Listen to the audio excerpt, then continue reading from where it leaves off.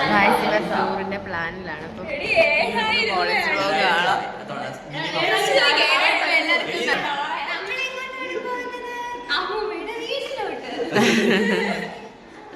Guys ഈ പേട്ട് പിള്ളേരൊന്നും കണ്ടുപിടിക്കുന്ന എനിക്ക് തോന്നുന്നില്ല ഗൈസ്.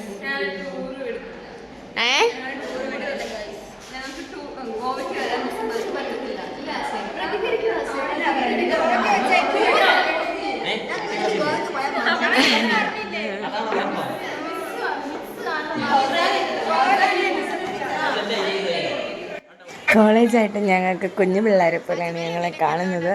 അതുകൊണ്ട് ഞങ്ങൾക്ക് 2 ദിവസമൊക്കെ തരത്തുള്ളൂ എന്നൊക്കെ പറഞ്ഞത്. അപ്പം എല്ലാവരും ഇങ്ങനെ അതിനെക്കുറിച്ച് ഇങ്ങനെ ചർച്ച ചെയ്തുകൊണ്ടിരിക്കുകയായിരുന്നു. അപ്പം ബാക്കി എല്ലാവരും ഇങ്ങനെ ഓരോ കാര്യങ്ങളും അവരവരുടെ കാര്യങ്ങളൊക്കെ ഇങ്ങനെ പറഞ്ഞുകൊണ്ടിരിക്കുകയായിരുന്നു. അതാണ് നിങ്ങൾ കാണുന്നത്.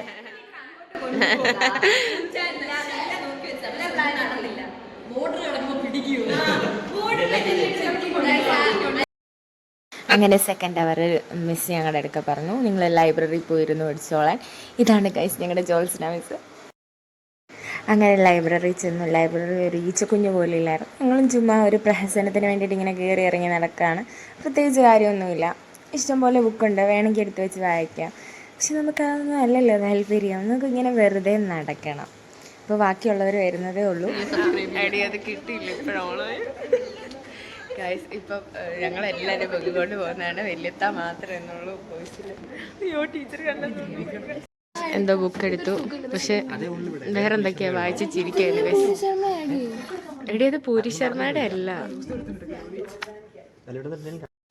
ഗൈസ്. ഞങ്ങൾക്ക് ബുക്കൊന്നും കിട്ടിയില്ല, വെറുതെ നിൽക്കാണ് ഗൈസ്. ഞങ്ങളുടെ ലൈബ്രറി കണ്ടോ ഗൈസ്, മനോഹരമായിട്ടുള്ള.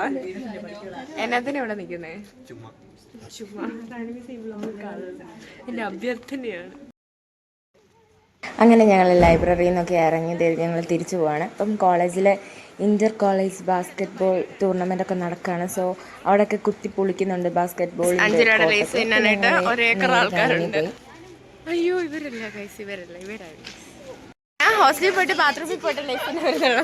എല്ലാവരും ഷാഹിനയുടെ യൂട്യൂബ് ചാനൽ സബ്സ്ക്രൈബ് ചെയ്യുക, ഷെയർ ചെയ്യുക, ലൈക്ക് ചെയ്യുക. ഞാനിതൊക്കെ ഇടും.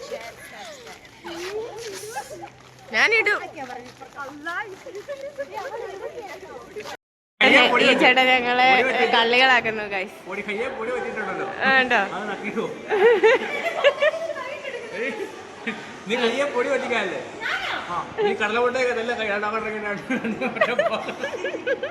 ഞങ്ങള് നേരത്തെ ചോറുണ്ട് കഴിഞ്ഞു ഗൈസ്. ഇനി കൊച്ചും കൂടെ ഉള്ളുണ്ട്.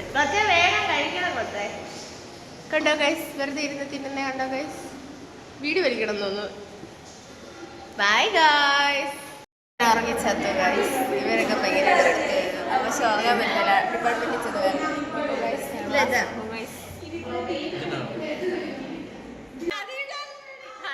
ലാസ്റ്റ് അവർ അങ്ങനെ ഫ്രീ വന്നു. കുട്ടിയാൽ പിന്നെ നമ്മൾ ചുമ്മാ അങ്ങോട്ടും ഇങ്ങോട്ടും എന്തെങ്കിലുമൊക്കെ ഫ്രീ കിട്ടിയത് വലിയ കാര്യം തന്നെ. സൗണ്ട് ഇല്ല, ഇത്രേ ഉള്ളൂ മാക്സിമം.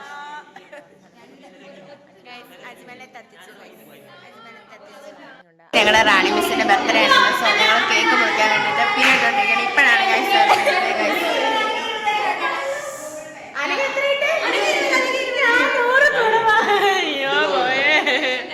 ഡയറക്റ്റ് കയറി മിസ്സിന് കേക്ക് മേടിക്കാൻ പോകണേ ഗൈസ്. പെട്ടെന്നുള്ള ഇതായിരുന്നു, പ്ലാനായിരുന്നു. അതുകൊണ്ട് ഞങ്ങളുടെ കയ്യിലെല്ലാം പൈസയും കിട്ടി. ഇല്ലെങ്കിൽ ഇത് നടക്കില്ലായിരുന്നു ഗൈസ്. ഉള്ളതിൽ ഏറ്റവും വലിയ കേക്ക് എടുക്കണേ, എന്നാലേ തികയത്തുള്ളൂ.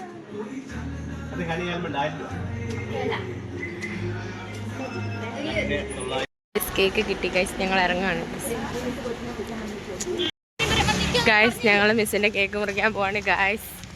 ഇതെന്നെ സൈന മാത്രമേ ഉള്ളല്ലോ, ഒന്ന് നടക്കാവോ? പിള്ളേരെല്ലാം താഴെ വന്ന് നിൽക്കുക ഗൈസ്. ഞങ്ങട്ട് തെറിയായിരിക്കും ഗൈസ്. ഇത് വൻ സർപ്രൈസ് ആയിപ്പോയി. നമുക്ക് കണ്ടറിയണം എന്താണെന്ന്. ഒന്നേ തെറി ഇല്ലെങ്കിൽ cake. നിലത്തെങ്ങാണ് വീഴണം.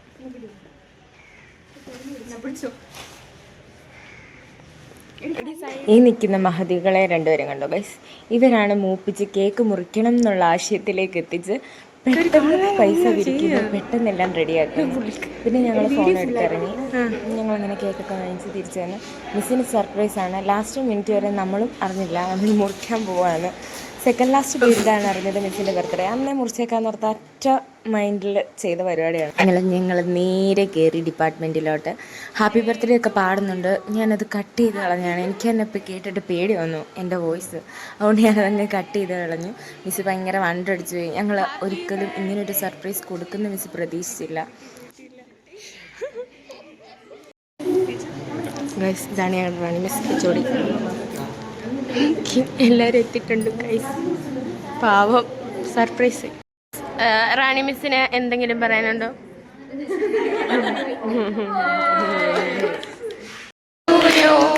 Happy birthday to you, happy birthday dear Rani miss, happy birthday to U.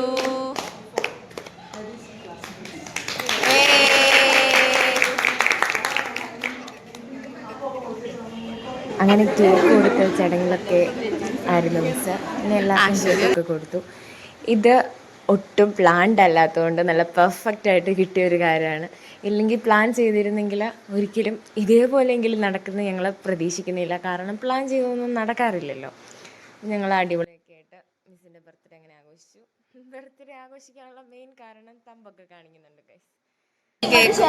ഷർഫുദ്ദീനും ഐശ്വര്യയും ക്യാൻറ്റീനിൽ വന്നിരിക്കുകയാണ്. എന്താണ് ഇന്നത്തെ കേക്ക് മുറിനെ കുറിച്ച് പറയാനുള്ളത് അജ്മി? ഇന്നത്തെ കേക്ക് മുറിനെ കുറിച്ച് എന്താണ് പറയാനുള്ളത്? നല്ല കേക്കായിരുന്നു. എല്ലാം കൊണ്ടുവന്നത് നീയാ ഗൈസ്. ഗൈസ്, അജ്മൽ എന്നെ പറയാനുള്ളത് വാവ്.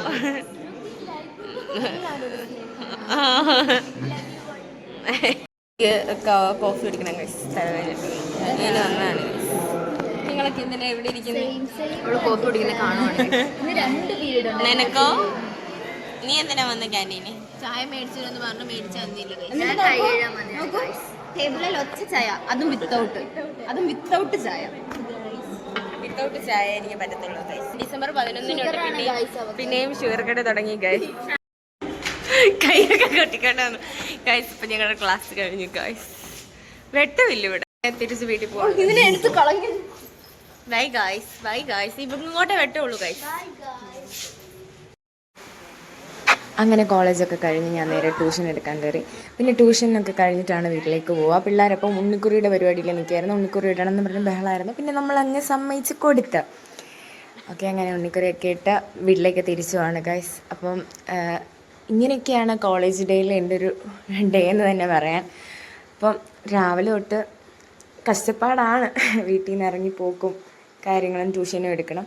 അപ്പം എൻ്റെ സൗണ്ടൊക്കെ പോയിരിക്കുകയാണ്. അതാണിങ്ങനെ എന്തോ പോലത്തെ ഒരു ഒച്ച. അപ്പോൾ നിങ്ങൾ വീഡിയോ ഇഷ്ടപ്പെട്ടാൽ ലൈക്ക് ചെയ്യുക, ഷെയർ ചെയ്യുക, സബ്സ്ക്രൈബ് ചെയ്യുക. അപ്പോൾ ബൈ ഗായ്സ്.